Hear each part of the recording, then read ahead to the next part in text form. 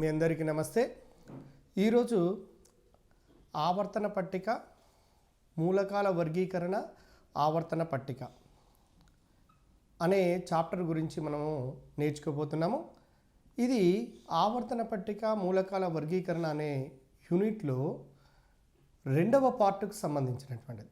మొదటి పార్ట్ మనం ముందుగా గమనించాము, రెండవ పార్ట్ మనం చూడబోతున్నాము.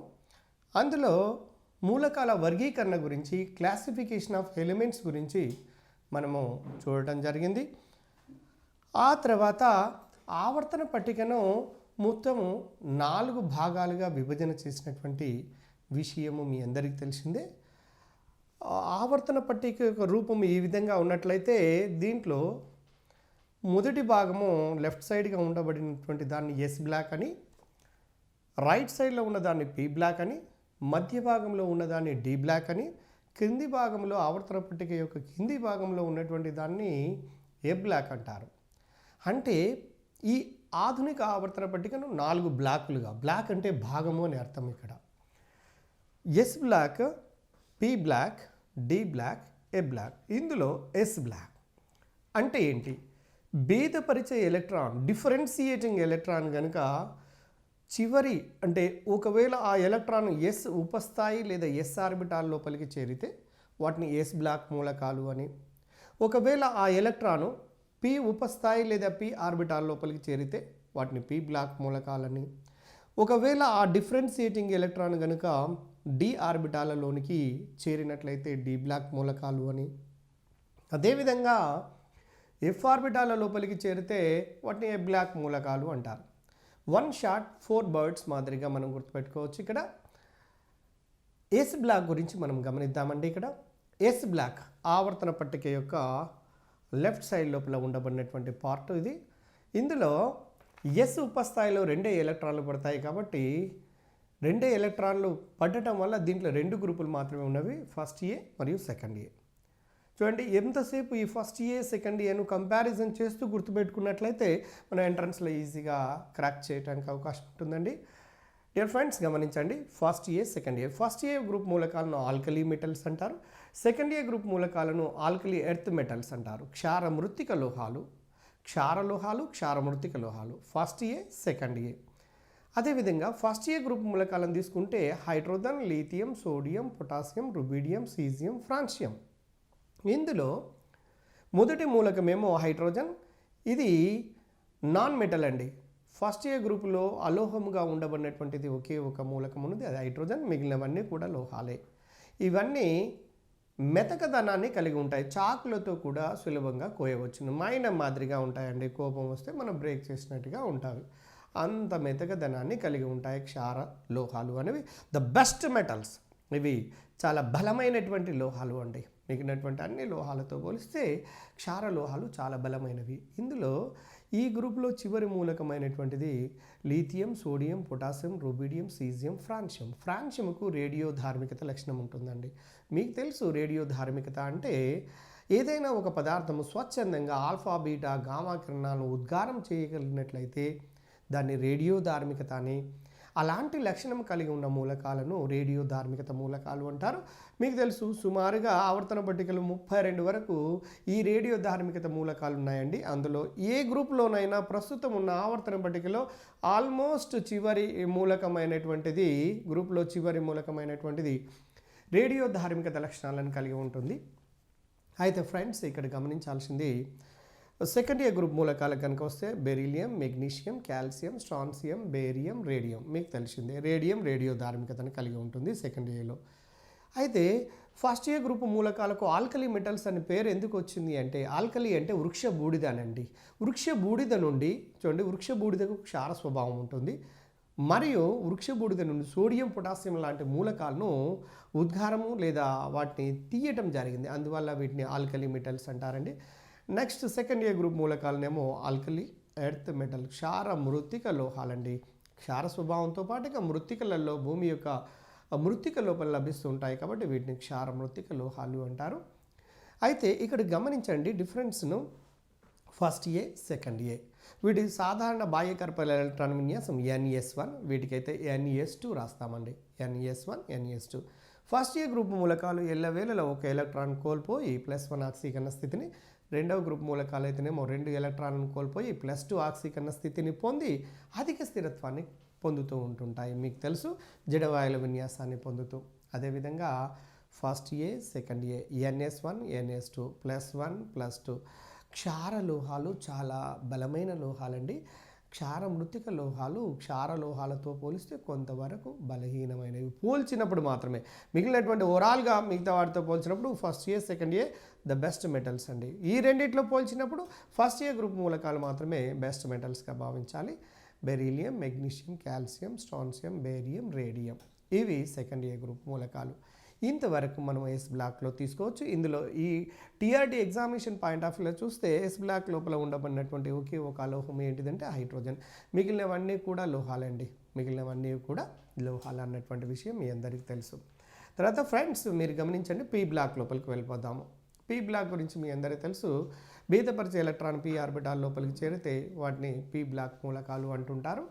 అయితే పీ ఆ ఉపస్థాయి లోపల 3 ఆర్బిటాలు PX, PY, PZ ఒక్కొక్క ఆర్బిటాల్లో 2 ఎలక్ట్రాన్ల చొప్పున అకామిడేట్ చేయొచ్చు. కాబట్టి 3 2 6 అంటే మొత్తం 6 గ్రూపులు ఉంటాయండి. ఇందులో 3rd A, 4th A, 5th A, 6th A, 7th A and 0 group elements అండి.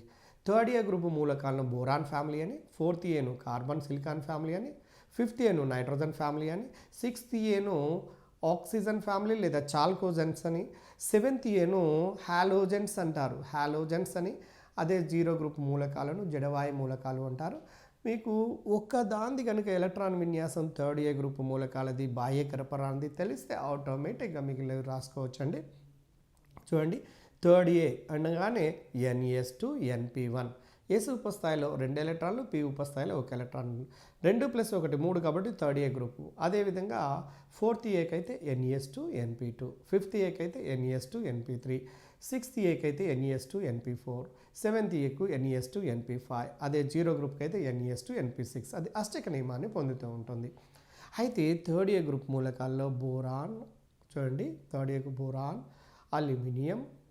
ఇక్కడ మీరు గమనించాల్సినటువంటిది ఏంటంటే 3rd A గ్రూప్ లోపల ఉండబడినటువంటి మూలకాలలో ఆక్సీకరణ స్థితులను గమనించాలండి. ఇక్కడ ఆక్సీకరణ స్థితులలో మీరు 3rd A గ్రూప్లో +1 ఆక్సీకరణ స్థితి, +3 ఆక్సీకరణ స్థితి రెండింటిని ప్రదర్శిస్తుంటాయి. కానీ జడ ఎలక్ట్రాన్ జంట ప్రభావం వల్ల పైనుంచి కిందికి పోయిన కొలది జడ ఎలక్ట్రాన్ జంట ప్రభావం వల్ల గ్రూప్లో బోరాన్ నుండి కిందికి చివరి మూలకాన్ని కనుక చేరినట్లయితే ఆటోమేటిక్గా చివరి మూలకమైనటువంటి థాలియం లోపల మనకు ఆక్సీకరణ స్థితి ఎంతవరకు కనపడుతుంది అంటే +1 మాత్రమే స్టేబుల్గా ఉంటుంది, +3 ఉండదండి.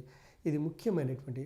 థాలియం క్లోరైడ్ తీసుకోండి, TlCl, థాలియం హైడ్రాక్సైడ్ TlOH అంటే +1ను కలిగి ఉంటుంది. అదే పైన ఉండబడినటువంటి అల్యూమినియం తీసుకోండి, అల్యూమినియం ట్రైహైడ్రాక్సైడ్ AlOH3 అంటే ఇది +3 ఆక్సీకరణ స్థితిని కలిగి ఉంటున్నట్టుగా మనకు అర్థమవుతున్నది.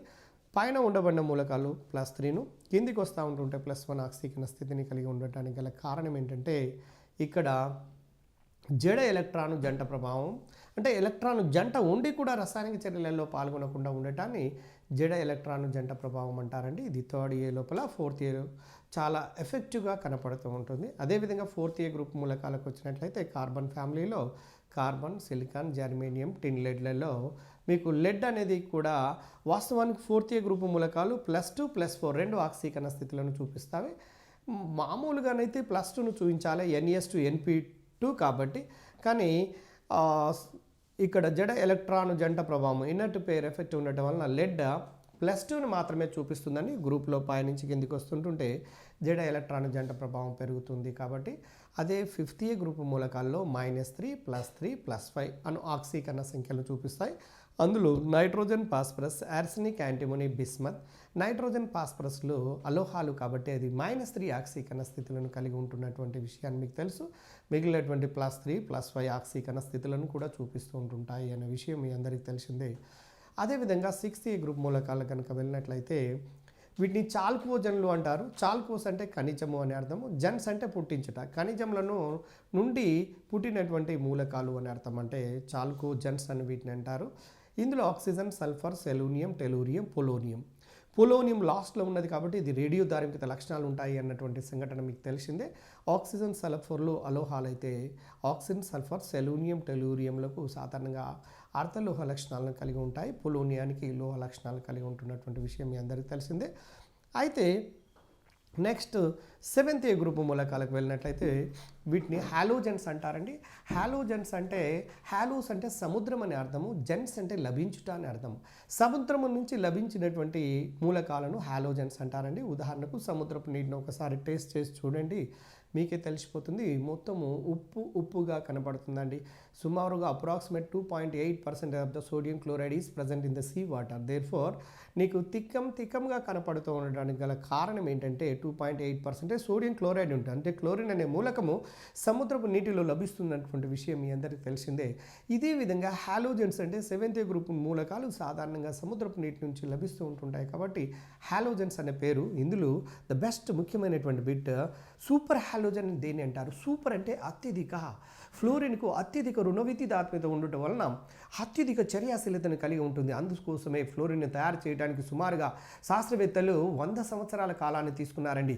ఏ ఫ్లోరిన్ని ఎక్కడైతే తయారు చేయదలుచుకున్నామో ఆ పాత్రతో వెంటనే రియాక్షన్ లోపల పాల్గొంటుంది కాబట్టే దానికి 100 సంవత్సరాల టైం తీసుకోవడం జరిగింది. చివరికి మాయిజన్ అనే శాస్త్రవేత్త ఈ ఫ్లోరిన్ నిష్కర్షణ చేయడానికి విద్యుత్ విశ్లేషణ పద్ధతిని ఉపయోగించినటువంటి సంఘటనలన్నీ కూడా మీకు తెలిసినటువంటివే. తర్వాత ఉండబడినటువంటి మూలకాలు జడవాయు మూలకాలండి. జడవాయు మూలకాలు helium, neon, argon, krypton, xenon, radon అనే విషయం మనం ముందే గమనించాము. ఇందులో రేడాన్ అనేది రేడియో ధార్మికత లక్షణాలను కలిగి ఉంటుందని, హీలియం ఏమో డూప్లిటీ ఎలక్ట్రాన్ కాన్ఫిగరేషన్ కలిగి ఉంటే మిగిలినటువంటి neon, argon, krypton, xenon, radon అనేవి మాత్రం ఆక్టెట్ ఎలక్ట్రానిక్ కాన్ఫిగరేషన్ అష్టిక నియమాన్ని పాటిస్తున్నటువంటి విషయాన్ని మీ అందరికీ తెలిసినటువంటిది. అంటే NES2 NP6. ఓకే, ఇది జనరల్గా పీ బ్లాక్ లోపల ఉండబడే 6 గ్రూపుల గురించి సంక్షిప్తంగా అండి. ఇక్కడ సాధారణంగా ఈ క్రింది వాళ్ళలో మెటలాయిడ్ ఏది, ఈ క్రింది వాళ్ళలో లోహం ఏది, ఈ క్రింది వాళ్ళలో అలోహం ఏది ఇలా అడుగుతున్నాడండి. ఈ క్రింది వాళ్ళలో సత్యవాక్యం ఏది, ఈ క్రింది వాళ్ళలో సరి అయిన వాక్యం ఏది అని వీటి గురించి స్పెషల్గా వాటిని మెన్షన్ చేయడం జరుగుతున్నది. పీ బ్లాక్ అయిపోయిన తర్వాత నెక్స్ట్ డి బ్లాక్ అండి. డి బ్లాక్ గురించి సంక్షిప్తంగా మీరు గమనించండి, చాలా సులభంగా అర్థమైపోతుంది. ఆవర్తన పట్టిక లోపల మధ్య భాగం లోపల ఉండబడినటువంటి మూలకాలను డి బ్లాక్ మూలకాలు అంటారు. భేదపరిచే ఎలక్ట్రాన్లు n-1 × d ఆర్బిటాల లోపలికి చేరుతున్నట్లయితే వాటిని డి బ్లాక్ మూలకాలు అంటారండి. భేదపరిచే ఎలక్ట్రాన్లు n-1 × d లోపలికి చేరితే వాటిని డి బ్లాక్ మూలకాలు అంటారు. అయితే ఇక్కడ ఒక గమనించండి, డి బ్లాక్ మూలకాలన్నీ పరివర్తన మూలకాలు కావు, కానీ పరివర్తన మూలకాలన్నీ డి బ్లాక్ మూలకాలే అనే విషయాన్ని గమనించండి. ఎందుకంటే దాని మీద కనుక క్వశ్చన్ ఒకవేళ TRTలో ఇస్తే ఆన్సర్ చేసే వాళ్ళ సంఖ్య కొంతవరకు తక్కువగా ఉంటుంది. కాబట్టి ఈ పాయింట్ మీరు జాగ్రత్తగా గమనించండి. అయితే డి బ్లాక్ మూలకాలు మొత్తం కూడా ఆవర్తన పట్టిక లోపల 4 శ్రేణులలో అమరి ఉన్నాయి. మొదటి శ్రేణి, రెండవ శ్రేణి, మూడవ శ్రేణి, నాలుగవ శ్రేణి. చూడండి, గమనించండి. మొదటి శ్రేణి, రెండవ శ్రేణి, మూడవ శ్రేణి, నాలుగవ శ్రేణి. ప్రతి శ్రేణిలో 10 మూలకాలు, 10 మూలకాలు, 10, 10, 10 మొత్తం సుమారుగా 40 మూలకాల వరకు, 40 లోహాల వరకు ఉన్నాయండి. ఇందులో ఒకటి గమనించండి, ఈ డి బ్లాక్ మూలకాల మొదటి శ్రేణి అనేది 4వ పీరియడ్లో స్టార్ట్ అవుతుందండి, 4th పీరియడ్. తర్వాత రెండవ శ్రేణి 5వ పీరియడ్లో, మూడవ శ్రేణి 6వ పీరియడ్లో, 4వ శ్రేణి 7వ పీరియడ్ లోపల ప్రారంభం కావటం జరుగుతున్నది. కాబట్టి ఇలా అడుగుతున్నాడు క్వశ్చన్, డి బ్లాక్ మూలకాలలో 2వ శ్రేణి మూలకాలు ఏ పీరియడ్నకు చెందును అంటే, ఫస్ట్దేమో 4వ పీరియడ్ అయితే 2వ శ్రేణి 5వ పీరియడ్నకు చెందుతున్నవి. వీటిని మొదటి శ్రేణి 3D శ్రేణి, తర్వాత దాన్ని 4D శ్రేణి, 5D శ్రేణి, 6D శ్రేణిగా భావించడం జరుగుతుంది. ఇందులో స్కాండియం నుంచి జింక్ వరకు కలిగినటువంటి మూలకాలను 3D శ్రేణి మూలకాలు అంటారండి. ఈ యూట్రియం నుంచి క్యాడ్మియం వరకు ఉన్నటువంటి మూలకాలనేమో మనము 2వ శ్రేణి మూలకాలుగా తీసుకోవటం జరుగుతున్నది. ఇదే విధంగా 3వ శ్రేణి, 4వ శ్రేణి ఉన్నప్పటికీ 4వ శ్రేణి లోపల అసంపూర్ణమైనటువంటి శ్రేణిగా భావించవచ్చు. అయితే ఈ డి బ్లాక్ మూలకాలకు సాధారణమైనటువంటి ధర్మాలన్నీ మీకు తెలిసినటువంటివే. అందులో తాంతవత ధర్మాన్ని కలిగి ఉండటం, అంటే తీగలుగా సాగతీయగలగటం, అఘాత వర్ధనీయత అనే ధర్మాన్ని కలిగి ఉండటం, అంటే పలుచటి రేకులుగా సాగతీయగలిగే లక్షణాన్ని కలిగి ఉండటం, విద్యుత్ వాహకత అనే ధర్మాన్ని కలిగి ఉండటం, ఉష్ణ వాహకత అనే ధర్మాన్ని కలిగి ఉండటం, ఏక పరమాణుకతను కలిగి ఉండటం, నెక్స్ట్ సోనోరిటీ అంటే పైనుంచి పడవేసినట్లయితే శబ్దాన్ని ఇచ్చే లక్షణాన్ని కలిగి ఉండటం. ఇవన్నీ భౌతిక ధర్మాల కిందకి తీసుకున్నవి, ఇవన్నీ తెలిసినటువంటివండి. కానీ డి బ్లాక్ మూలకాల్లో పరివర్తన మూలకాలు ఉన్నటువంటి వాటికి ప్రత్యేకమైనటువంటి ధర్మాలు ఉంటున్నట్టుగా మనం గమనించాలి. అందులో నంబర్ 1 బహుళ ఆక్సీకరణ స్థితులను కలిగి ఉండటం. నంబర్ 2 రంగు ధర్మాలను కలిగి ఉండటం. నంబర్ 3 అయస్కాంత ధర్మాలను కలిగి ఉండటం. నంబర్ 4 అల్పాంతర సమ్మేళనాలను ఏర్పరచటం.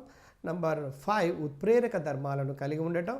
నంబర్ 6 మిశ్రమ లోహాలను ఏర్పాటు చేయటం. నంబర్ 7 లాస్ట్ వన్ అతి ముఖ్యమైనటువంటి ధర్మం అండి, సమన్వయ సమ్మేళనాలను ఏర్పాటు చేయగలిగే లక్షణము డి బ్లాక్ మూలకాలకు చాలా ఎక్కువగా ఉన్నదండి. అందువల్లనే వీటికి డి బ్లాక్ మూలకాల్లోని పరివర్తన మూలకాలకు ప్రత్యేకతను కలిగి ఉండటం జరిగింది. అయితే డి బ్లాక్ మూలకాలకు పరివర్తన మూలకాలకు స్లైటర్ డిఫరెన్స్, దాన్ని ఆ తేడాను గమనించాలి. ఒకవేళ అటువంటి క్వశ్చన్ కనుక అడిగితే చాలామంది తప్పుగా పెట్టే ప్రమాదం ఉంది. కాబట్టి భేదపరిచే ఎలక్ట్రాను కనుక n-1 ఇంటూ డి ఉపస్థాయి లోపలికి చేరినట్లయితే అటువంటి మూలకాలను మనము డి బ్లాక్ మూలకాలు అంటాము. ఒకవేళ భేదపరిచే ఎలక్ట్రాన్ డి ఉపస్థాయి లోపలికి చేరిన తర్వాత ఒంటరి ఎలక్ట్రాన్లను కలిగి ఉంటే వాటిని మాత్రమే పరివర్తన మూలకాలు అంటారండి. అంటే డి బ్లాక్ మూలకాలు ఏవైతే ఒంటరి ఎలక్ట్రాన్లను కలిగి ఉంటాయో వాటిని పరివర్తన మూలకాలు అంటారు. ఇది బాగా గుర్తుంచుకోండి. వీటిని పరివర్తన మూలకాల యొక్క ప్రత్యేకమైనటువంటి ధర్మాల్లో ఈ 7 ధర్మాలను మనం తీసుకుంటాము. మీ అందరూ తెలుసు, ఇవి బహుళ ఆక్సీకరణ సంఖ్యలను ఎందుకు ప్రదర్శిస్తాయి అంటే వాటి వేలెన్సీ స్థాయి లోపల మరియు దానికంటే ముందు ఉన్న కక్ష లోపల ఉండబడినటువంటి n-1 ఇంటూ డి ఆర్బిటాల నుంచి ఎలక్ట్రాన్లు కోల్పోతూ ఉంటుంటాయి. వాటి మధ్యన స్వల్పమైనటువంటి శక్తులలో భేదం ఉండటం వలన సులభంగా ఎలక్ట్రాన్లను కోల్పోతూ ఉంటాయండి. అంచేతనే అవి బహుళ ఆక్సీకరణ సంఖ్యలను ప్రదర్శిస్తాయి అన్నటువంటి విషయం మీ అందరికీ తెలిసేది. అయితే +1 నుండి +8 వరకు అండి. మై గాడ్, ఇక్కడ ఒకసారి గమనించండి. అదే మీరు క్షార లోహాలకు వెళ్తే ఓన్లీ +1 మాత్రమే చూస్తాయి. క్షార మృతిక లోహాలను చూపిస్తే +2 మాత్రమే చూపిస్తాయి. అదే థర్డ్ ఇయర్ గ్రూప్లో +1 +3 మాత్రమే. కానీ whereas in case of the d block elements or transition elements అంటే పరివర్తన మూలకాల విషయం లోపల గమనిస్తే +1 నుంచి +8 వరకు అండి. +1 +2 +3 అలా +5 +6 +7 +8 వరకు కూడా చూపిస్తాయి. అందులో డి బ్లాక్ మూలకాల మొదటి శ్రేణిలో మాత్రం మ్యాక్సిమంగా మ్యాంగనీస్ అనే మూలకం మాత్రం KMnO4 లోపల +7 అను ఆక్సీకరణ స్థితిని చూపిస్తుందండి. మిగిలినటువంటి ఆస్మియం, రుథీనియం అనే మూలకాలు వాళ్ళ టెట్రాక్సైడ్లలో +8 అనే ఆక్సీకరణ స్థితిని కలిగి ఉంటాయి అన్నటువంటి విషయం మీకు తెలిసిందే. అదే రంగు ధర్మాలకైతే ఒంటరి ఎలక్ట్రాన్లను కలిగి ఉంటాయి. రంగు ధర్మాలు కలిగినటువంటి ఏ సమ్మేళనాన్ని తీసుకున్నా కూడా వాటిలో ఒంటరి ఎలక్ట్రాన్లు ఉంటాయండి. అంచేత అవి రంగులను చూపిస్తాయి. జతగూడిన ఎలక్ట్రాన్లు లేదా ఒంటరి ఎలక్ట్రాన్లు లేనటువంటి ఏ ఆయానికైనా రంగులు ఉండవు అన్నటువంటి విషయం మీ అందరికీ తెలిసిందే. తర్వాత మిశ్రమ లోహాలు, ఇవి మంచి మిశ్రమ లోహాలను ఏర్పాటు చేస్తాయి అన్నటువంటి విషయం కూడా మీకు తెలిసిందే.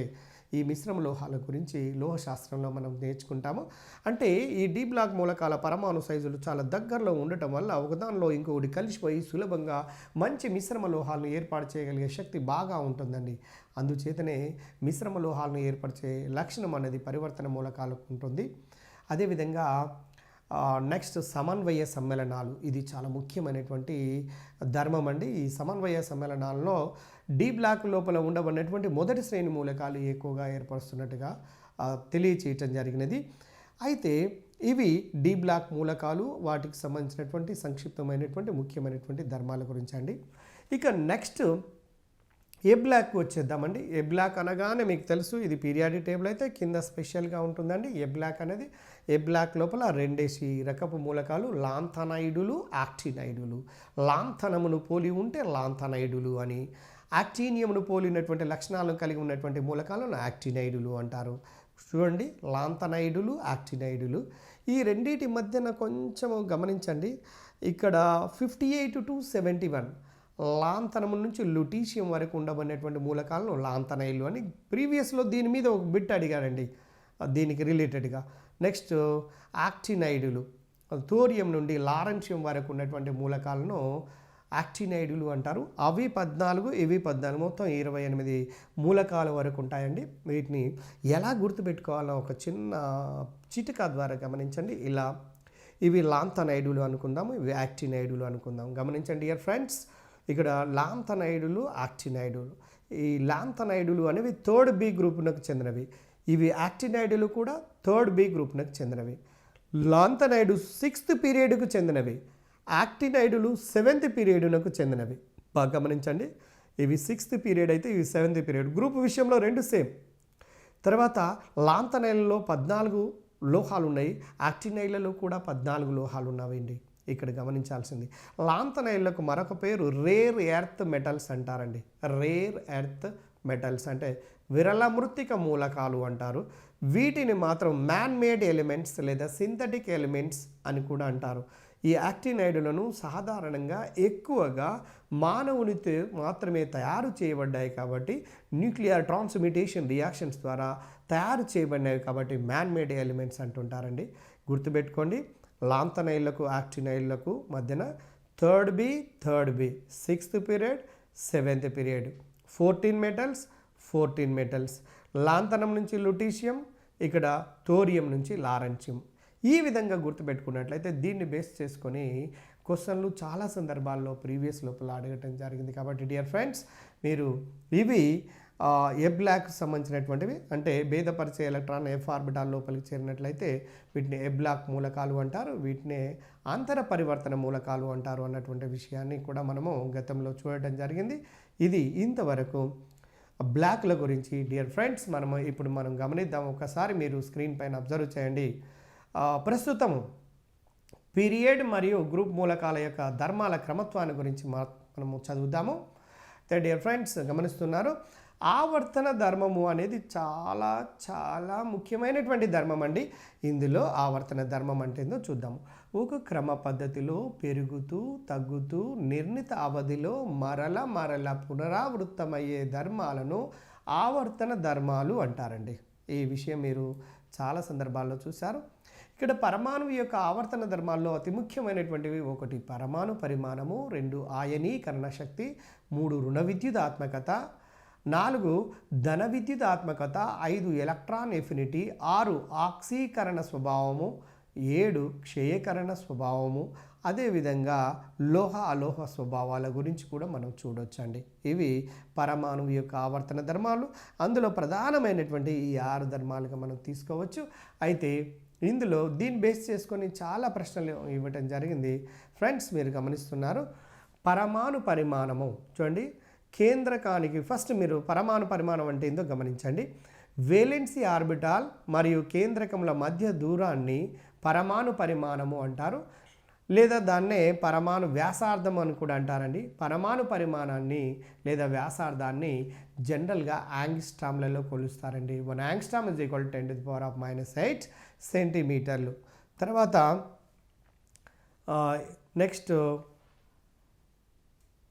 మీరు పరమాణు పరిమాణమును ఖచ్చితంగా నిర్ణయించడం అనేది కష్టం కాబట్టి మీరు జాగ్రత్తగా గమనించండి. ఎగ్జాక్ట్లీగా నిర్ణయించడం అనేది కొద్ది కష్టమైనటువంటి పని అనే విషయాన్ని అర్థం చేసుకోండి. ఎక్స్ కిరణాల పరివర్తనము మరియు ఎలక్ట్రాన్ యొక్క పరివర్తనం లాంటి ఆధునికమైనటువంటి పద్ధతుల ద్వారా 2 పరమాణువుల యొక్క మధ్య దూరాన్ని కనుగొనుట ద్వారా పరమాణువు యొక్క పరిమాణాన్ని నిర్ణయిస్తారండి. ఈ విధంగా నిర్ణయిస్తాడు వారి యొక్క పరిమాణాన్ని. తర్వాత చూడండి, పీరియడ్లో పరమాణు పరిమాణం ఎడమ నుండి కుడికి పోయిన కొలది తగ్గుతూ ఉంటుంది. మీరు ఇది ఆవర్తన పట్టిక, ఎడమ నుంచి కుడికి పోతుంటే సైజ్ ఇక్కడ ఎక్కువ, తర్వాత తగ్గుతుంది, చివరికి ఇంకా తగ్గిపోతుందండి. పీరియడ్లో న్యూక్లియస్ యొక్క ఆకర్షణ శక్తి పెరగటం వల్ల పరమాణు పరిమాణము తగ్గుతూ ఉంటుంది అన్నటువంటి విషయాన్ని గమనించండి. మీరు ఇటు నుంచి పోతున్నప్పుడు కేంద్రకంలో ప్రోటాన్ల సంఖ్య కూడా పెరుగుతుంది. పరమాణు సంఖ్యతో పాటు పెరిగినప్పుడు కక్షల సంఖ్య పెరగకుండా ఉండి కేంద్రకం యొక్క ఆకర్షణ వేలెన్స్ ఎలక్ట్రాన్ల మీద ఉండటం వల్ల, అధికంగా ఆకర్షణ ఉండటం వల్ల పరమాణువు యొక్క సైజు అంటే చివరి కక్ష అనేది కుంచుకొని పోవటం వల్ల పరమాణువు యొక్క సైజ్ తగ్గుతూ ఉంటుంది అన్న విషయం మనకు అర్థమవుతుంది. అదేవిధంగా డియర్ ఫ్రెండ్స్, గమనించండి, గ్రూప్ లోపలికి కనుక మీరు తెలివి కలిగినటువంటి ఏ క్యాండిడేట్ అయినా గ్రూప్లో లేదా పీరియడ్లో ఏదైనా ఒకదాన్ని మాత్రమే గుర్తుపెట్టుకోవడానికి ప్రయత్నం చేయాలి. ఎందుకంటే రెండింటిని గుర్తుపెట్టుకోవడానికి ప్రయత్నం చేస్తే ఎగ్జామినేషన్ టెన్షన్లో ఒక సందర్భం లోపల దానికి దీనికి రాసి వచ్చి బయటికి పోయిన తర్వాత ఒక్క హాఫ్ మార్క్తోనే మీరు నమ్మకపోండి. ఉన్నటువంటి వాస్తవం ఏంటంటే కొన్ని వందల పోస్టులు ఉంటున్నాయండి. వందల సంఖ్య లోపల పోస్టులను డిసైడ్ చేసే శక్తి ఒక హాఫ్ మార్క్ మాత్రమే ఉంటుంది. కాబట్టి ఇది నాకు తెలుసులే, అంత నాకు తెలుసులేనటువంటి ధోరణితో కాకుండా ప్రతి విషయాన్ని సున్నితంగా సూక్ష్మంగా అబ్జర్వ్ చేస్తూ ప్రతి పాయింట్ని అనలైజ్ చేసుకుంటూ మైండ్ లోపల గుర్తుంచుకోవడానికి ప్రయత్నం చేస్తూ వచ్చిన ప్రశ్నను అనలైజేషన్ చేసుకుంటూ పోయినట్లయితే మాత్రమే మనము ఆన్సర్ చేయడానికి లేదా జాబ్ సంపాదించడానికి అవకాశం ఉంటుంది. కాబట్టి డియర్ ఫ్రెండ్స్, జాగ్రత్తగా గమనించండి. ఇది గ్రూప్లో పై నుండి క్రిందకు వచ్చే కొలది పరమాణువు యొక్క పరిమాణము పెరుగుతూ ఉంటుంది. గ్రూప్లో పై నుండి కిందికి వచ్చే కొలది మూలకానికి కర్పరాల సంఖ్య పెరుగుతుందండి. కావున పరమాణు పరిమాణం కూడా పెరుగుతుంది.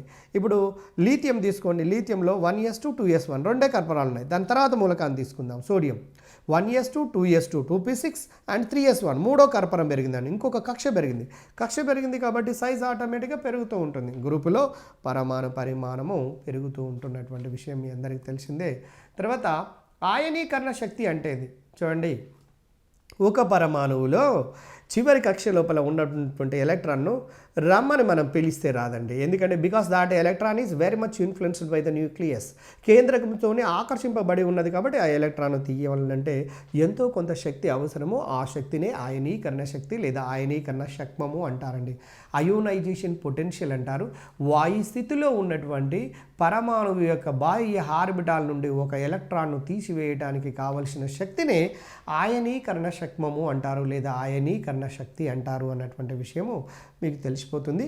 తర్వాత గమనించండి, చాలా సందర్భాల్లో ఆయనీకరణ శక్తికి సంబంధించినటువంటి ప్రశ్నలు అడగటం జరిగింది. దాని యొక్క యూనిట్స్ ఏంటంటే kilo calories per mole or kilo joules per mole లేక ఎలక్ట్రాన్ వోల్టులలో కూడా కొలుస్తారండి. ఇక్కడ విషయాన్ని గమనించారా? 1 electron volt is equal 23.06 kilo calories per mole అండి. ఇది ఆయనీకరణ శక్మాన్ని కొలవడానికి ఉపయోగిస్తున్నటువంటి ప్రమాణాలు. తర్వాత డియర్ ఫ్రెండ్స్ గమనించండి, తటస్థ పరమాణువును బాహ్య కర్పణం నుండి మొదటి ఎలక్ట్రాన్ తీసివేయడానికి కావలసిన శక్తిని ప్రథమ ఆయనీకరణ శక్మం అని ఫస్ట్ అయనేషన్ పొటెన్షియల్ అంటారు. ఎక్స్ అనే పరమాణువు ఉన్నది అనుకోండి, దాంట్లో నుంచి ఒక ఎలక్ట్రాన్ తీసివేయాలంటే కొంత శక్తిని అందించాలండి. అందించిన తర్వాత ఆ ఎలక్ట్రాన్ బయటకు వచ్చిన తర్వాత ఎక్స్ ప్లస్గా మారుతుంది. ఎందుకంటే ఒక ఎలక్ట్రాన్ తగ్గుతుంది కాబట్టి రిలేటివ్లీ కేంద్రకంలో ఒక ప్రోటాన్ ఎక్కువ ఉంటుంది కాబట్టి ఎక్స్ మీద ప్లస్ అనేది మనం రాస్తూ ఉంటాము. దీన్ని IP1 అంటారండి. తర్వాత ప్రథమ ఆయనీకరణ శక్తి విలువల కంటే ద్వితీయ కంటే తృతీయ కంటే చతుర్థ ఆయనీకరణ శక్తి విలువలు పెరుగుకుంటూ పోతాయండి. అది మీ అందరికీ తెలిసిందే. ఎందుకంటే IP1 కంటే IP2 విలువ ఎక్కువ. ఒక ఎలక్ట్రాన్ మొదటి ఎలక్ట్రాన్ ఉదాహరణకు చూడండి, ఎలక్ట్రాన్ ఇక్కడ నుంచి తీసివేసిన తర్వాత నెక్స్ట్ ఎలక్ట్రాన్ ఇక్కడ ఉంది. ఇది కేంద్రకం దగ్గరలో ఉంటుంది కాబట్టి ఈ ఎలక్ట్రాన్ తొలగించాలంటే ఇంకా అధికమైన శక్తి అవసరము. అంటే ద్వితీయ అయోనైజేషన్ పొటెన్షియల్ అనేది ఎక్కువ అవసరం అవుతున్నది అన్నటువంటి విషయం మనకు అర్థమవుతుంది. తర్వాత ఫ్రెండ్స్ గమనిస్తూనే ఉన్నారు అనుకుంటాను. ఇక్కడ చూడండి, జడవాయు మూలకాలకు అధిక ఆయనీకరణ శక్తిని కలిగి ఉంటాయి. మీ అందరికీ తెలుసు జడవాయు మూలకాలు స్థిరంగా ఉంటాయి. కారణం ఏంటంటే డూప్లెట్ ఆక్టెట్ అంటే అష్టక నియమాన్ని పొంది ఉంటాయి. డూప్లెట్ ఎలక్ట్రాన్ కాన్ఫిగరేషన్ పొంది ఉండటం వల్ల స్టెబిలిటీని కలిగి ఉంటాయండి.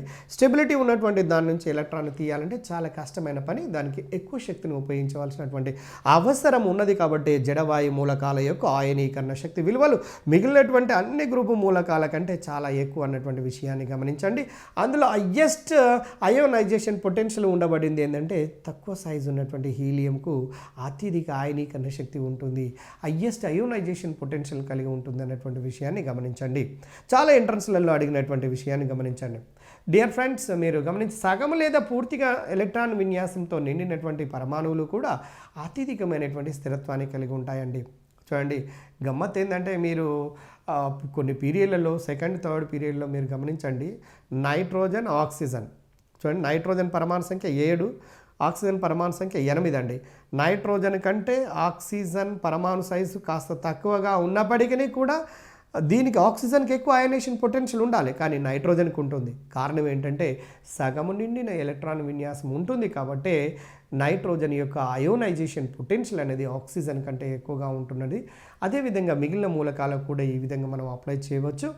తర్వాత ఫ్రెండ్స్ గమనించండి, సాధారణంగా పీరియడ్లో ఎడమ నుండి కుడికి పరమాణు పరిమాణం తగ్గుట వలన ఆయనీకరణ శక్తి విలువలు పెరుగుతుంటాయండి. చూడండి, ఎడమ నుంచి కుడికి పోతున్నప్పుడు సైజు తగ్గుతుంది, అంటే ఎలక్ట్రాన్ తీయాలంటే ఎక్కువ శక్తి అవసరం అవుతుంది అన్నటువంటి విషయాన్ని గమనించవలసినటువంటి అవసరం ఉన్నది. తర్వాత రెండవ పీరియడ్లో ఆయనీకరణ శక్తము లీథియం నుండి బెరీలియం వరకు పెరిగి బోరాన్ వద్ద తగ్గుతుందండి. బెరీలియం బోరాన్ వద్ద తగ్గిన తర్వాత బోరాన్ కన్నా బెరీలియం యొక్క ఆయనీకరణ శక్తి ఎక్కువగా ఉంటుంది.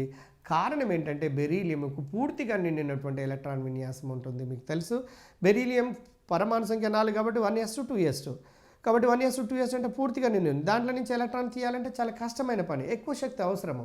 అంచేత బెరీలియం యొక్క అయోనైజేషన్ పొటెన్షియల్ బోరాన్ కంటే ఎక్కువగా ఉంటున్నటువంటి విషయం మీకు అవగతమవుతుంది. తర్వాత డియర్ ఫ్రెండ్స్, అదేవిధంగా ఆక్సిజన్ కన్నా నైట్రోజన్కు అధిక ఆయనీకరణ శక్తి ఉంటుంది. దీనికి కారణం కూడా నైట్రోజన్ లోపల సగము నిండినటువంటి ఆర్బిటాలు ఉండటమే అన్నటువంటి విషయము మీ అందరికీ తెలిసిందే.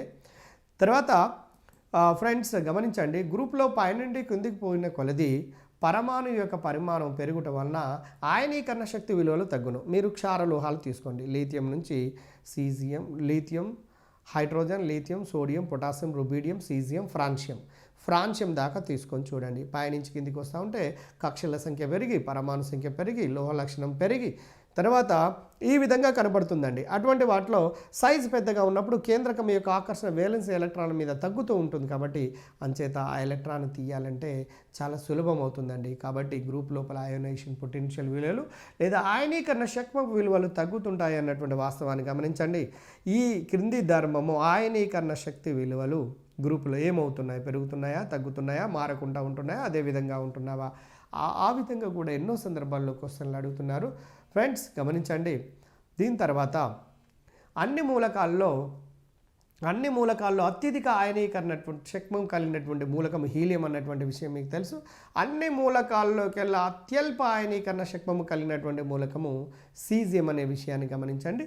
ఎందుకంటే సీజియం యొక్క పరమాణు సైజు చాలా ఎక్కువగా ఉంటుంది కాబట్టి దీన్ని నుంచి ఎలక్ట్రాన్ తొలగించడం చాలా సులభము. కాబట్టి ఈ రెండు bits TRT examination point of లో ద మోస్ట్ ఇంపార్టెంట్ బిట్స్గా గమనించాల్సిందిగా కోరుకుంటున్నాను. తర్వాత ఫ్రెండ్స్ మీరు గమనిస్తుండండి, రుణ విద్యుదాత్మకత. చూడండి ఫ్రెండ్స్, రుణ విద్యుదాత్మకత అంటే ఏంటిదంటే రెండు పరమాణువుల మధ్యన సమయోజనీయ బంధం ఏర్పడినప్పుడు బంధ ఎలక్ట్రాన్లను తమ వైపుకు ఆకర్షించుకునే స్వభావాన్ని రుణ విద్యుదాత్మకత అంటారండి. తన వైపు ఆకర్షించుకునే స్వభావాన్ని రుణ విద్యుదాత్మకత అంటారు. ఈ రుణ విద్యుత్ ఉదాహరణకు చూడండి, హైడ్రోజన్ ఈ రెండింటి మధ్యన ఒక ఎలక్ట్రాన్ జంట ఉంటుంది. ఈ జంట అనేది కేంద్రకాల వైపు ఆకర్షింపబడుతుంటుందండి.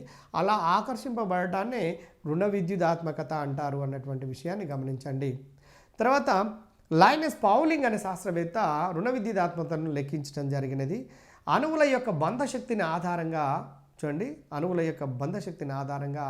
ఈ రుణ విద్యుదాత్మకతను లెక్కించడానికి ఒక స్కేల్ను ప్రపోజ్ చేయటం జరిగింది. అయితే దాన్ని పౌలింగ్ రుణ విద్యుదాత్మక కొలబద్ద అని అంటారండి. దాన్ని ఏమంటారంటే పౌలింగ్ రుణ విద్యుదాత్మక కొలబద్ద అంటారు. అంటే రుణ విద్యుదాత్మకతను తెలియచేయడం కోసం లైనస్ పౌలింగ్ అనే శాస్త్రవేత్త కృషి చేసినాడు అన్నటువంటి విషయాన్ని మనం గమనించాలి. తర్వాత పరమాణు పరిమాణము తక్కువ కలిగినటువంటి పరమాణువులకు రుణ విద్యుదాత్మకత హెచ్చుగా ఉంటుందండి. పరమాణు పరిమాణం తక్కువగా ఉంటే, ఇప్పుడు ఆవర్తన పట్టికలో ఎడమ వైపు సైజ్ ఎక్కువ ఉంటుందండి, కుడి వైపున పరమాణు సైజ్ తక్కువ ఉంటుంది. అంటే ఇక్కడ రుణ విద్యుదాత్మకతలు తక్కువ ఎస్ బ్లాక్ దగ్గర, అదే పి బ్లాక్లో చివరిలోనైతే రుణ విద్యుదాత్మకతలు ఎక్కువ ఉంటాయండి. కాబట్టి 7th A గ్రూపు మూలకాలకు అత్యధిక రుణ విద్యుదాత్మకతలు ఉంటున్నటువంటి విషయాన్ని గమనించండి. ఫ్లోరిన్కు 4.0 అయితే క్లోరిన్కు 3.0, అదే క్లోరిన్ బ్రోమిన్కి అయితే 2.8, అయోడిన్కు 2.5 ఉంటుందండి. అంటే హైయెస్ట్గా రుణ విద్యుదాత్మకతలు ఉంటున్నట్టుగా మనకు అర్థమవుతుంది. తర్వాత ఫ్రెండ్స్ మీరు గమనించండి, పీరియడ్లో ఎడమ నుండి కుడికి పోతున్న కొలది పరమాణు పరిమాణం అనేది తగ్గటం వల్ల రుణ విద్యుదాత్మకతలు పెరుగుతుంటాయండి. చూడండి, పీరియడ్లో ఎడమ నుండి కుడికి పోతున్న కొలది పరమాణు సైజులు తగ్గుతాయి. కాబట్టి పరమాణు సైజులు తగ్గితే ఆటోమేటిక్గా రుణ విద్యుదాత్మక విలువలు అనేవి పెరుగుతుంటాయి అన్నటువంటి విషయాన్ని మీరు గమనించాలి. తర్వాత ఫ్రెండ్స్ ఇంకొక విషయాన్ని గమనించండి, మనం గతంలోనే మాట్లాడుకున్నాము. అత్యధిక రుణ విద్యుదాత్మకత కలిగిన మూలకం ఏంటిదో తెలుసా? ఫ్లోరిన్ అండి. దీని విలువ మనం ఇప్పుడే చెప్పుకున్నాం, 4.0గా చెప్పచ్చు. హయ్యెస్ట్ మూలకాలు అన్నింటిలో ఆవర్తన పట్టికలో ఉండబడిన అన్ని మూలకాల్లో హైయెస్ట్ ఎలక్ట్రోనెగటివిటీ అత్యధిక రుణ విధాత్మత ఉండబడిన మూలకం పేరు ఏంటిదంటే ఫ్లోరిన్. అందుచేత దీనికి అత్యధిక చర్యాశీలత కూడా ఉంటున్నట్టుగా గమనించడం జరిగింది. అన్ని మూలకాల్లోకెల్లా రుణ విధాత్మత ఫ్లోరిన్తో నిర్ణయించడం జరిగింది. తర్వాత ఇంకొక ముఖ్యమైనటువంటి అంశం అండి, ఆవర్తన ధర్మాలలో ఎలక్ట్రాన్ ఎఫినిటీ కూడా ఉన్నది. ఎలక్ట్రాన్ ఎఫినిటీ అంటే ఏమిటి అనేది ఫస్ట్ మనకు తెలియాలండి. ఎలక్ట్రాన్ ఎఫినిటీ తెలిస్తే దానికి సంబంధించినటువంటి అప్లికేషన్ కోసం మనం చేయడానికి అవకాశం ఉంటుంది. కాబట్టి మై డియర్ ఫ్రెండ్స్ గమనించండి, వాయు స్థితిలో ఉండబడిన ఒంటరి తటస్థ పరమాణువు యొక్క బాహ్య కర్పణమునకు ఒక ఎలక్ట్రాన్ను చేర్చినప్పుడు, చూడండి, ఒక ఎలక్ట్రాన్ను చేర్చినప్పుడు విడుదలయ్యే శక్తినే ఎలక్ట్రాన్ ఎఫినిటీ అంటారండి. వాయు స్థితి లోపల ఉండబడినటువంటి ఒంటరి తటస్థ పరమాణువుకు ఒక ఎలక్ట్రాన్ చేర్చండి. ఇలా చేర్చినప్పుడు కొంత శక్తి రిలీజ్ అవుతుందండి. దీన్నే ఎలక్ట్రాన్ ఎఫినిటీ అంటారు. సైజు చిన్నగా ఉంటే ఎలక్ట్రాన్ చేరిస్తే శక్తి ఎక్కువ రిలీజ్ అవుతుంది. సైజు పెద్దగా ఉంటే ఎలక్ట్రాన్ మెల్లగా ఆకర్షిస్తుంది, కాబట్టి విడుదలయ్యే శక్తి తక్కువగా ఉంటుందండి. కాబట్టి పరమాణు సైజు తక్కువగా ఉంటే ఎలక్ట్రాన్ ఎఫినిటీ విలువలు ఎక్కువగాను, పరమాణు సైజు ఎక్కువగా ఉంటే ఎలక్ట్రాన్ ఎఫినిటీ విలువలు తక్కువగా ఉంటున్నట్టుగా మనకు అర్థమవుతుంది. దీన్ని బట్టి మీకు గ్రూపులోనేమో చూడండి, పైనుంచి కిందికి వస్తుంటే గ్రూపులో పరమాణు సైజులు పెరుగుతాయని తెలుసు. ఎందుకంటే కక్షల సంఖ్య పెరుగుతున్నటువంటి విషయం మీకు అర్థమవుతుంది. కాబట్టి పరమాణు సైజు పెరిగినప్పుడు ఎలక్ట్రాన్ గ్రహించుకునే శక్తి తగ్గుతుంది, అందువల్ల విడుదలయ్యే శక్తి కూడా తగ్గుతుంది. అందుచేత ఎలక్ట్రాన్ ఎఫినిటీ విలువలు గ్రూపులో తగ్గుతున్నాయి అంటే మనం పీరియడ్ గురించి చదవాల్సిన అక్కర్లేదు, పీరియడ్లో ఆటోమేటిక్గా పెరుగుతున్నాయి అన్నటువంటి విషయాన్ని గమనించవచ్చు. మీరు ఇప్పుడు చెప్పినటువంటి విషయాన్ని చూడండి, గ్రూపులో పై నుండి క్రిందకు ఎలక్ట్రాన్ ఎఫినిటీ విలువలు తగ్గుతాయి. అదే పీరియడ్లోనైతే ఎడమ నుండి కుడికి ఎలక్ట్రాన్ ఎఫినిటీ విలువలు పెరుగుతాయి అన్నటువంటి విషయాన్ని గమనించాలి. తర్వాత నెక్స్ట్ చూడండి, హాలోజన్లలో fluorine, chlorine, bromine, iodine, astatine, radio ధార్మికత మూలకం మీకు తెలుసు. ముఖ్యంగా ఈ 4 మూలకాలు మనం తీసుకుంటాం. ఇక్కడ వీటి యొక్క ఎలక్ట్రాన్ ఎఫినిటీ హాలోజన్ల యొక్కకు అత్యధిక ఎలక్ట్రాన్ ఎఫినిటీ విలువలు ఉన్నాయండి, తక్కువ కాదు. హైయెస్ట్ ఎలక్ట్రాన్ ఎఫినిటీ విలువలు హాలోజన్లకు ఉంటాయి, 7th గ్రూప్ మూలకాలకు. చూడండి, ఆవర్తన పట్టిక లోపల ఎడమ నుంచి కుడికి పోతుంటే సైజు క్రమంగా తగ్గుతూ ఇక్కడికి వచ్చిన తర్వాత 7th కాడికి వస్తారు కానీ పరమాణు సైజులు చాలా చిన్నగా ఉంటాయి. కాబట్టి వీటి యొక్క ఎలక్ట్రాన్ ఎఫినిటీ విలువలు చాలా ఎక్కువగా ఉంటాయండి. అయితే సాధారణంగా ఇక్కడ ఒక డౌట్ వస్తుంది చూడండి, అదేంటంటే ఈ ఫ్లోరిన్, క్లోరిన్, బ్రోమిన్, అయోడిన్లలో జనరల్గా ఫ్లోరిన్కి ఎక్కువ ఎలక్ట్రాన్ ఎఫినిటీ ఉండాలండి, కానీ ఫ్లోరిన్కి బదులుగా క్లోరిన్కి ఉంటున్నట్టుగా ప్రయోగాలు నిర్ధారణ చేసి చెప్పడం జరిగింది. కారణం ఏంటంటే ఫ్లోరిన్ యొక్క వేలెన్సీలో ఎలక్ట్రాన్ జంటల మధ్యన వికర్షణ ఉండటం వలన వచ్చి చేరే ఎలక్ట్రాన్ను తన లోపలికి ఆకర్షించకపోవటం వల్ల, తక్కువగా ఆకర్షించటం వల్ల క్లోరిన్ కంటే ఫ్లోరిన్కు తక్కువ ఎలక్ట్రాన్ ఎఫినిటీ విలువలు ఉన్నాయండి. అదే క్లోరిన్కు కన్సిడరబుల్ సైజ్, తగిన సైజుని కలిగి ఉండటం, వేలెన్సీ ఎలక్ట్రాన్ జంటల మధ్యన దూరము కాస్త ఎక్కువగా ఉండటం వల్ల వికర్షణ తగ్గటం వల్ల సులభంగా ఎలక్ట్రాన్ గ్రహిస్తూ ఉంటుంది అన్నటువంటి విషయాన్ని గమనించండి. అయితే క్లోరిన్ యొక్క ఎలక్ట్రాన్ ఎఫినిటీ అన్నిట్లోకెల్లా ఆవర్తన పట్టికలో అన్ని మూలకాల్లో ఎక్కువ అన్నటువంటి విషయాన్ని మీరు గమనించాలి. తర్వాత ఫ్రెండ్స్, అత్యధిక ఎలక్ట్రాన్ ఎఫినిటీ కలిగినటువంటి మూలకం క్లోరిన్ అయితే అత్యధిక ఆయనీకరణ శక్తి కలిగినటువంటి మూలకము హీలియం అనే విషయాన్ని గమనించండి. అత్యధిక రుణ విద్యుదాత్మత కలిగినటువంటి మూలకం ఫ్లోరిన్ అనే విషయాన్ని గమనించండి. ఆవర్తన పట్టికలో అలోహ స్థితి లోపల ఉండు అలోహ స్థితి లోపల అలోహ లక్షణాన్ని కలిగి ఉంటూ ద్రవ స్థితి లోపల ఉండబడినటువంటి మూలకం బ్రోమిన్ అండి. బ్రోమిన్ అది ఒకటి గుర్తుంచుకోండి. అయోడిన్ విషయానికి వచ్చినట్లయితే ఇది ఉత్పతనము చెందే నేచర్ని కలిగి ఉంటుంది. ఉత్పతనం అంటే ఒక పదార్థాన్ని వేడి చేస్తే నేరుగా ఘనం నుంచి వాయువుగా చేరినట్లయితే దాన్ని ఉత్పతనము అంటారండి. అయోడిన్కు ఉత్పతనము అనే లక్షణం ఉంటుంది. హాలోజన్లలో 4 ఉంటే 4టికి 4 ప్రత్యేకమైనటువంటి లక్షణాలు ఉన్నాయి. ఈ 4 కూడా ఖచ్చితంగా మనం గుర్తుపెట్టుకోవాల్సినటువంటి అవసరం ఉంది. ఫ్లోరిన్ అత్యధిక రుణ విద్యుదాత్మత ఉంటుంది, దీనికి సూపర్ హాలోజన్ అనే పేరు ఉన్నది. క్లోరిన్ అత్యధిక రుణ ఎలక్ట్రాన్ ఎఫినిటీని కలిగి ఉంటుంది క్లోరిన్ విషయం. బ్రోమిన్కి వస్తే మూలకాలన్నింటిలో అలోహ స్థితి లోపల ఉండి అలోహ లక్షణాన్ని కలిగి ఉండి ద్రవ స్థితిలో ఉండే మూలకం ఒక బ్రోమిన్ మాత్రమే, కాబట్టి అది ముఖ్యమైనది. అయోడిన్ ఒక్కదానికి మాత్రమే హాలోజన్లలో ఉత్పతనము చెందే నేచర్ను కలిగి ఉన్నది. కాబట్టి అయోడిన్ ఈ 4 కూడా గత ఏ ఎంట్రన్స్ని తీసుకున్నా కూడా సాధారణంగా ప్రతి ఎంట్రన్స్ లోపల అడుగుతున్నటువంటి క్వశ్చన్స్, కాబట్టి మనం వాటిపైన దృష్టి సాధించవలసినటువంటి అవకాశం ఉన్నది. డియర్ ఫ్రెండ్స్, మీరు గమనిస్తున్నారనుకుంటాను. జడవాయు మూలకాలను తీసుకోండి. 0 గ్రూపు మూలకాలు, కింగ్ గ్యాసెస్, నోబుల్ గ్యాసెస్, విరళ వాయువులు, రాజా వాయువులు, అనేక రకాల పేర్లతో పిలుస్తున్నటువంటి ఉత్కృష్ట వాయువులు. ఈ జడవాయు మూలకాలు స్థిరంగా ఉంటాయండి, హాయిగా పడుకుంటాయి. వాటికి చర్యాశీలత అనేది ఏమాత్రం లేదుగా మనం చెప్పొచ్చు. అలాంటి జడవాయు మూలకాలకు గనక ఎలక్ట్రాన్ను కలిపితే తీసుకోవాల్సిన అవసరం లేదు. అంటే ఎలక్ట్రాన్ తీసుకున్నప్పుడు శక్తి వెలువడినప్పుడు ఎలక్ట్రాన్ ఎఫినిటీ విలువలు అనేవి 0. అంటే ఈ క్రింది వానులో ఏ మూలకానికి ఎలక్ట్రాన్ ఎఫినిటీ విలువ 0 అని ఇస్తాడండి. చూడండి, ఉదాహరణకు A chlorine, B oxygen, C nitrogen, D argon అని ఇచ్చింది అనుకోండి. ఆర్గాన్ అనేది జడవాయు మూలకం కాబట్టి దానికి ఆన్సర్ వెంటనే చేయడానికి అవకాశం ఉంటుందండి. సో ఇది ఎలక్ట్రాన్ ఎఫినిటీలకు సంబంధించినటువంటి విషయము. తర్వాత మై డియర్ ఫ్రెండ్స్, మీరు గమనిస్తున్నారనుకుంటాను, రుణ విద్యుదాత్మకత తెలిసిందంటే ధన విద్యుదాత్మకత తెలిసినట్టే. రుణ విద్యుదాత్మకత అంటే ఎలక్ట్రాన్లు కేంద్రకం వైపు ఆకర్షింపబడడం అండి. ఎలక్ట్రాన్లు కేంద్రకం వైపు ఆకర్షింపబడడం.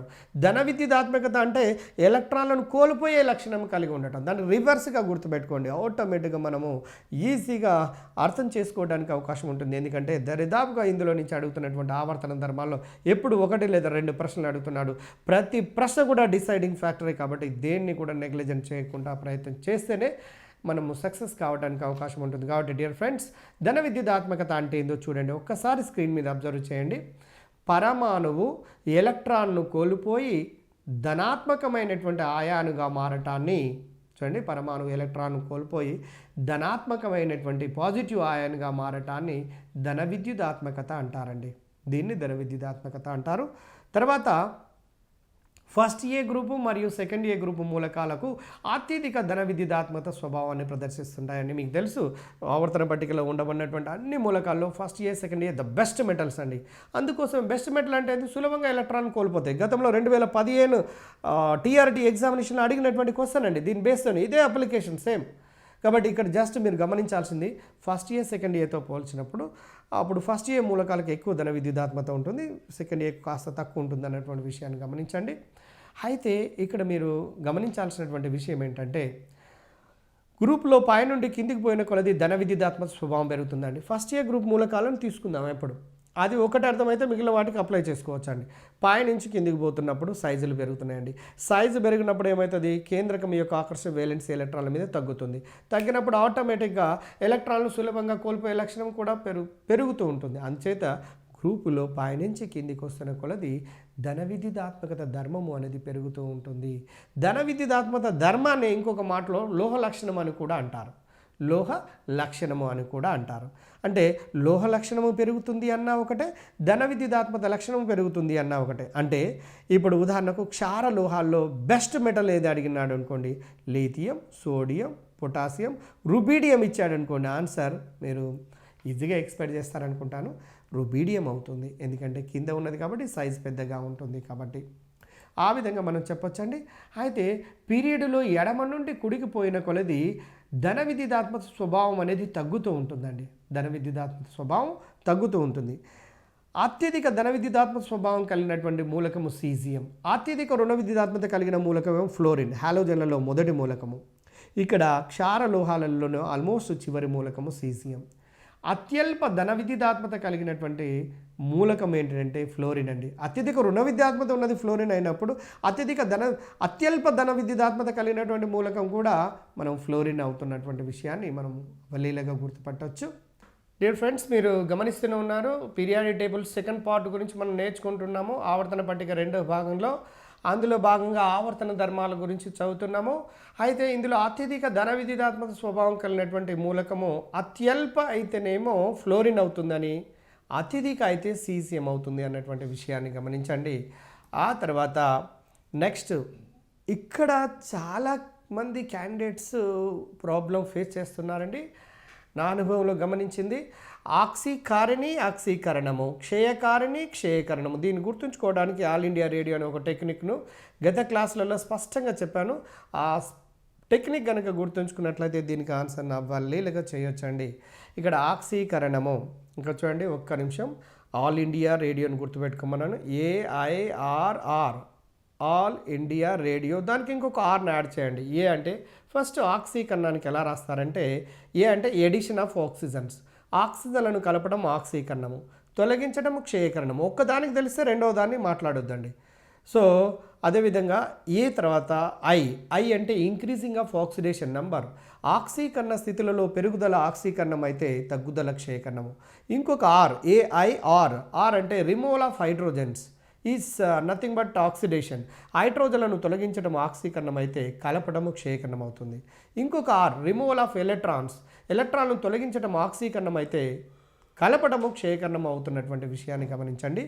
ఒకటే బండ గుర్తుపెట్టుకోండి, ఆక్సీకారణి క్షయకరణము చెందునది, క్షయకారిణి ఆక్సీకరణము చెందినది. ఉల్టాగా రివర్స్ వే లోపల గుర్తుపెట్టుకున్నట్లయితే ఈజీ గుర్తుపెట్టుకోవచ్చండి. క్షయకారిణి డెఫినేషన్ ఆక్సీకరణం చెందుతుంది, ఆక్సీకరణి డెఫినేషన్ క్షయకరణం చెందుతుంది. అలా ఇప్పుడు ఆక్సీకరణం గురించి మనం చదువుతాము. ఒక సమ్మేళనానికి ఆక్సిజన్ను కలుపుట లేదా సమ్మేళనం నుండి హైడ్రోజన్ కనుక తీసివేస్తే దాన్ని ఆక్సీకరణము అంటారు అన్నటువంటి విషయం మీకు తెలుసు. ఒక సమ్మేళనానికి ఆక్సిజన్ కలపడాన్ని ఆక్సీకరణం అంటారు, లేదా హైడ్రోజన్ తొలగించడం కావచ్చు. ఒక సమ్మేళనాన్ని ఆక్సీకరణం కావించుటకు ఉపయోగించే కారకాన్ని ఆక్సీకారిణి అంటారండి. ఏదైతే ఆక్సీకారిణిగా పనిచేస్తుందో ఇతర పదార్థాలను ఆక్సీకరణం చెందిస్తుందండి. ఏదైతే ఆక్సీకారిణిగా పనిచేస్తుందో తాను క్షయకరణం చెందుతూ ఉంటుంది. తర్వాత ఆవర్తన పట్టికలో కుడివైపున ఉన్న మూలకాలు బలమైన ఆక్సీకరణలుగా పనిచేస్తాయండి. మీకు ఆవర్తన పట్టిక మొత్తం లోపల ద బెస్ట్ ఆక్సిడైజింగ్ ఏజెంట్స్ అంటే ఫ్లోరిన్, క్లోరిన్, బ్రోమిన్, అయోడిన్ అండి. గుర్తుపెట్టుకొని మంచి అలోహాలు మంచి ఆక్సీకారణలుగా పనిచేస్తే మంచి లోహాలు మంచి క్షయకారణలుగా పనిచేస్తాయండి. దీని మీద ఎన్నో సందర్భాల్లో ప్రీవియస్ లోపల డిఎస్సి లేదా టీఆర్టీ లోపల ఎగ్జామినేషన్లో క్వశ్చన్ అడిగాడు. కాబట్టి బలమైన క్షయకారులు ఎక్కడ ఉన్నాయంటే ఫస్ట్ ఏ గ్రూప్లో, ఆ తర్వాత ఏవి అంటే సెకండ్ ఏ గ్రూప్. బలమైన క్షయకారులు, బలమైన ఆక్సీకారణలు ఏవి అంటే ఇక్కడ 7th ఏ గ్రూప్ మూలకాలు, నెక్స్ట్ తర్వాత 6th ఏ అవుతుంటాయండి. ఈ విధంగా మనము ఆక్సీకరణం అంటే ఏందో, క్షయకరణం అంటే ఏందో తెలిసిన తర్వాత చూడండి, ఆవర్తన పట్టికలో కుడివైపున ఉన్న మూలకాలు బలమైన ఆక్సీకారణలుగా పనిచేస్తాయని, అందులో ఫ్లోరిన్, క్లోరిన్, బ్రోమిన్, అయోడిన్ అనే మూలకాలు. తర్వాత క్షయకరణం అంటే ఏంది, దానికి రివర్స్ గుర్తుపెట్టుకోండి. ఒక సమ్మేళనానికి హైడ్రోజన్ను కలుపుట లేదా సమ్మేళనం నుండి ఆక్సిజన్ను తీసివేయటాన్ని క్షయకరణము అంటారు అన్నటువంటిది ఈ ఆల్ ఇండియా రేడియో టెక్నిక్ ద్వారా సులభంగా గుర్తుపెట్టుకోవచ్చండి.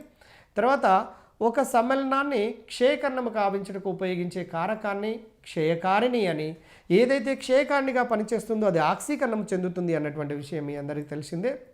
ఆవర్తన పట్టికలో ఎడమనున్న మూలకాలు బలమైన క్షయకారణలుగా పనిచేస్తాయి. అందులో ఫస్ట్ ఏ మరియు సెకండ్ ఏ గ్రూప్ మూలకాలు.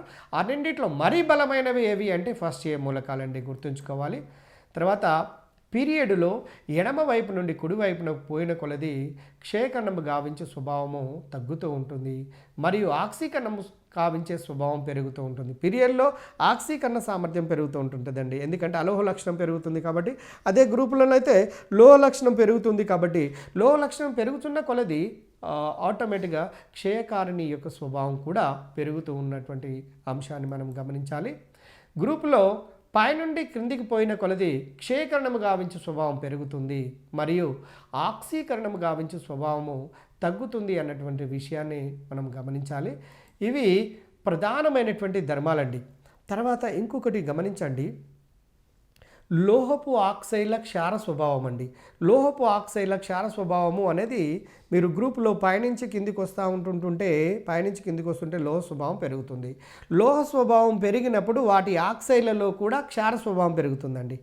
అంటే గ్రూపులో లోహపు ఆక్సైడ్లకు క్షార స్వభావం పైనుంచి కిందికి పెరుగుతుంది. అదే పీరియడ్లోనైతే ఇక్కడ క్షార స్వభావం అనేది తగ్గుతుంది అన్నటువంటి విషయం మనకు అర్థమవుతుంది. అదేవిధంగా పీరియడ్లలో అలోహపు ఆక్సైడులకు ఆమ్ల స్వభావం పెరుగుతుందండి.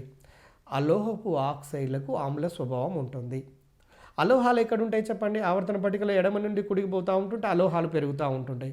అలోహ లక్షణం పెరుగుతూ ఉంటుంది. అలోహ లక్షణం పెరుగుతున్నప్పుడు అలోహపు ఆక్సైడ్లు పెరుగుతున్నాయి. అలోహపు ఆక్సైడ్లకి ఏ లక్షణం పెరుగుతుందంటే ఆమ్ల లక్షణం పెరుగుతుంది. కాబట్టి ఎడమ నుండి కుడికి పోయినప్పుడు పీరియడ్ లోపల ఆమ్ల లక్షణము పెరుగుతూ ఉంటుంది. ఎందుకంటే అలోహపు లక్షణం పెరుగుతూ ఉంటుంది కాబట్టి అదే గ్రూపులోనైతే తగ్గుతుంది అన్నటువంటి విషయాన్ని గమనించండి. అదేవిధంగా లోహ లక్షణమేమో గ్రూపులో పెరుగుతుంది, అలోహ లక్షణమేమో పీరియడ్లో పెరుగుతూ ఉంటుంది. లోహ లక్షణము గ్రూపులో పెరిగితే చూడండి, లోహ లక్షణం గ్రూపులో పెరిగితే అలోహ లక్షణం పీరియడ్లో పెరుగుతుందండి. దానికి రివర్స్గా మిగిలినటువంటి వాటిని గుర్తుపెట్టుకోవచ్చు. తర్వాత డియర్ ఫ్రెండ్స్ మళ్ళీ ఇంకొక విషయాన్ని గమనించుదాము. దీంట్లో గతంలో అడిగినటువంటి కొన్ని ప్రశ్నలను గమనించినట్లయితే ఆ ప్రశ్నలు ఏ విధంగా ఉన్నాయో మనం చూద్దాం. డియర్ ఫ్రెండ్స్ మీరు గమనిస్తూనే ఉన్నారు. ఇప్పుడు యాక్చువల్గా ప్రీవియస్ క్వశ్చన్ చూసేదానికంటే ముందు ఇంకొక అంశాన్ని గమనిద్దాము. ఇక్కడ బంధ స్వభావం గురించి చూడండి. ఏ అండ్ బి అనే రెండు మూలక పరమాణులు ఉన్నాయనుకోండి. ఆ రెండింటి మధ్యన విద్యుదాత్మకతలో రుణ విద్యుదాత్మకతలో వ్యత్యాసం 0 అయితే ప్యూర్గా ఉండబడే సమయోజనీయ బంధం ఏర్పడుతుందండి. ఏ బీల యొక్క రుణ విద్యుదాత్మకతలో వ్యత్యాసం కనుక 0 అయితే, ఏ యొక్క రుణ విద్యుదాత్మకత 4, బీది కూడా 4 అనుకోండి, ఆ రెండింటి మధ్యన ఏబీల మధ్యన ఏర్పడే బంధము పరిశుద్ధమైనటువంటి సమయోజనీయ బంధంగా భావించవచ్చు. ఒకవేళ ఏబీల యొక్క రుణ విద్యుదాత్మకతల్లో వ్యత్యాసం కనుక 1.7 కంటే ఎక్కువగా ఉంటే 1.7 కంటే ఎక్కువగా ఉంటే అయానిక బంధం ఏర్పడుతుంది. ఒకవేళ 1.7 కంటే తక్కువగా ఉంటే 1.7 కంటే తక్కువగా ఉంటే సమయోజనీయ బంధం ఏర్పడుతుందండి. సమయోజనీయ బంధం ఏర్పడుతున్నటువంటి విషయాన్ని గమనించాలి ఈ రుణ విద్యుదాత్మకతను బేస్ చేసుకొని. తర్వాత ఇంకొక అంశం కూడా ఉందండి మనకు, డయాగోనల్ రిలేషన్షిప్ లేదా కర్ణ సంబంధము అంటారు. కర్ణ సంబంధము అయితే ఫస్ట్ ఏ గ్రూపు మూలకాలకు గమనించండి. ఫస్ట్ ఏ గ్రూపు మూలకాలకు, second A, third A, fourth A group మూలకాల్లో మనం ఈ కర్ణ సంబంధాన్ని గమనించవచ్చండి. ఉదాహరణకు లీథియం సోడియం తీసుకుందాం. ఫస్ట్ గ్రూప్ మూలకాల్లో 2 తీసుకోండి, లీథియం సోడియం. సెకండ్ గ్రూప్ మూలకాల్లో బెరీలియం మెగ్నీషియం తీసుకోండి, లీథియం సోడియం బెరీలియం మెగ్నీషియం. ఇక్కడ బెరీలియంకు మెగ్నీషియంకు మధ్యన సంబంధం ఉంటుందండి. ఇక్కడ లీథియం మొదటి గ్రూపులోనేమో లీథియం, రెండవ గ్రూపులోనేమో మెగ్నీషియానికి మధ్యన సంబంధాన్ని కలిగి ఉంటుంది. కాబట్టి ఈ విధమైనటువంటి సంబంధాన్ని కర్ణ సంబంధము అంటారు. ఈ కర్ణ సంబంధము ఉండటం వల్ల వాటి యొక్క లక్షణాల్లో ఉదాహరణకు బెరీలియం యొక్క ఆక్సైడ్నకు ఏ స్వభావం ఉంటుందో మెగ్నీషియం యొక్క ఆక్సైడ్నకు కూడా దరిదాపుగా అదే స్వభావం ఉంటుంది. అంటే బెరీలియం యొక్క సమ్మేళనాలకు ఏ లక్షణాలు ఉంటున్నాయో అదేవిధంగా మెగ్నీషియం యొక్క సమ్మేళనాలు కూడా అదే విధమైనటువంటి నేచర్ను కలిగి ఉంటున్నట్టుగా గమనించవచ్చు. అదేవిధంగా సెకండ్ ఏకు థర్డ్ ఏకు మధ్యన చూద్దాము. సెకండ్ ఏ ఏంటి? బెరీలియం మెగ్నీషియాన్ని తీసుకుందాం. Beryllium magnesium. థర్డ్ ఏలో ఏమిటి చెప్పండి? Boron aluminium. అంటే బెరీలియంకు అల్యూమినియంకు మధ్యన కర్ణ సంబంధం ఉంటుంది. అదే థర్డ్ ఏకు నెక్స్ట్ ఫోర్త్ ఏకు తీసుకోండి, బోరాన్ అల్యూమినియం కార్బన్ సిలికాన్. అంటే మొదటి గ్రూపులో ఉన్నటువంటి మొదటి మూలకము, దాని తర్వాత గ్రూపు లోపల ఉన్నబడిన రెండవ మూలకానికి మధ్యన కర్ణ సంబంధం ఉంటుందండి. బోరాన్ సిలికాన్కు మధ్యన కర్ణ సంబంధం ఉంటుంది.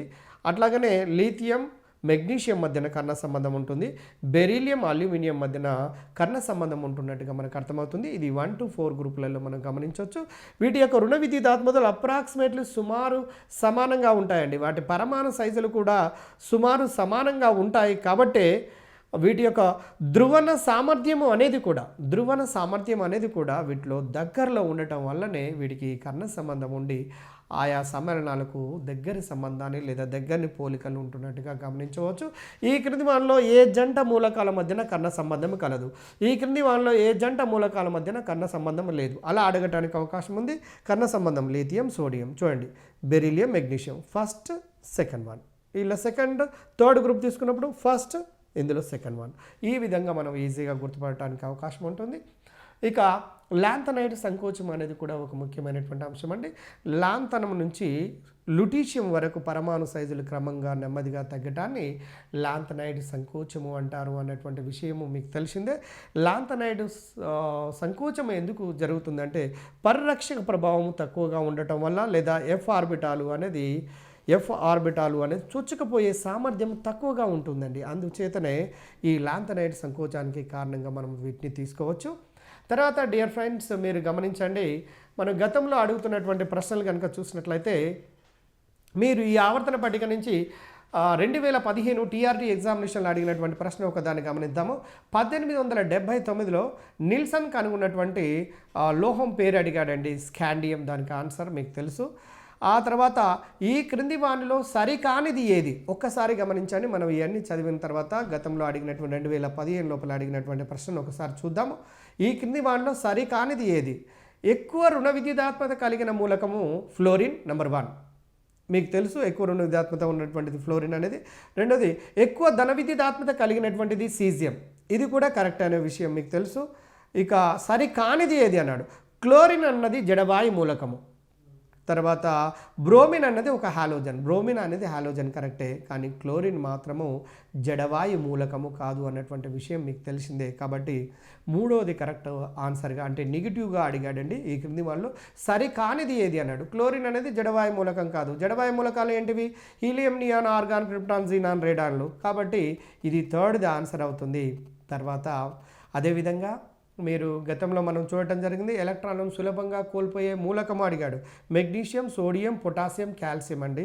వీటన్నిటిలో పొటాషియం యొక్క సైజు ఎక్కువగా ఉంటుంది కాబట్టి సులభంగా ఎలక్ట్రాన్ కోల్పోతుంది. అంచేత దానికి పొటాషియం ఆన్సర్ అనే విషయం మీకు తెలుసు.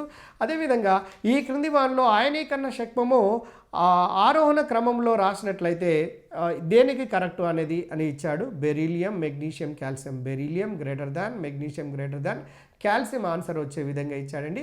ఆయనీకరణ శక్తుల విషయం మనము స్పష్టంగా చూడటం జరిగింది. అదేవిధంగా ఇంకొక ప్రశ్నను, ఇది 2012 లోపల అడిగినటువంటి ప్రశ్న ఎలా అడిగాడో చూడండి. ఆవర్తన పట్టికలో ఎడమ నుండి కుడికి పోతున్నట్లయితే, ఆవర్తన పట్టికలో ఎడమ నుండి కుడికి పోతున్నప్పుడు ఇందులో ఏది కరెక్ట్ ఏది తప్పు అనేదాన్ని కాకుండా ఏది సరి అయినది అన్నాడు. ఏది సరి అయినది అంటే క్షయకరణ స్వభావం అనేది ఎడమ నుండి కుడికి పోతున్నప్పుడు తగ్గుతూ ఉంటుందండి.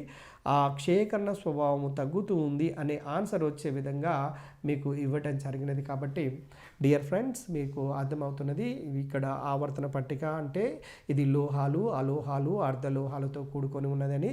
అలోహాల సంఖ్య సుమారుగా 11 వరకు ఉన్నది. మీకు తెలుసు ఆవర్తన పట్టికలో సుమారు 75% కంటే ఎక్కువగా కూడా లోహాలను ఆక్రమించబడి ఉన్నాయి అన్నటువంటి విషయము.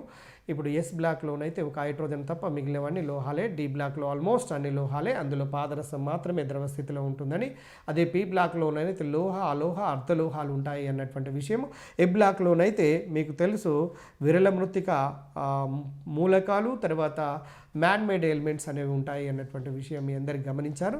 ఇందులో మీరు ప్రధానంగా గమనించాల్సినటువంటి ఏంటి అంటే ఆవర్తన ధర్మాలలో ఇక్కడ గ్రూపులో అంటే పరమాణు పరిమాణం కానీ, ఆయనీకరణ శక్తి కానీ, ధన విద్యుదాత్మక కానీ, రుణ విద్యుదాత్మక కానీ, అదేవిధంగా అలోహపు ఆక్సైడ్ల స్వభావం లేదా లోహపు ఆక్సైడ్ల స్వభావము, ఆక్సీకరణ స్వభావము, క్షయకరణ స్వభావము, ఇలాంటి అంశాలన్నింటినీ కూడా మనము ఒకసారి చూసి ఏది పెరుగుతుంది ఏది తగ్గుతుందో చూసినట్లయితే ఈ చాప్టర్ నుంచి మీరు చక్కగా ఆన్సర్ చేయడానికి అవకాశం ఉంటుంది. కాబట్టి డియర్ ఫ్రెండ్స్, మీరు ఫస్ట్ పూర్తిగా ఈ సబ్జెక్టు పైన పూర్తి పట్టుత్వాన్ని పొందిన తర్వాత మీ ఓన్ వే లోపల వెళ్ళి ఈ టీఆర్టీ ఎగ్జామినేషన్ లోపల బెస్ట్ సక్సెస్ సాధించాలని కోరుకుంటున్నాను. Thank you very much.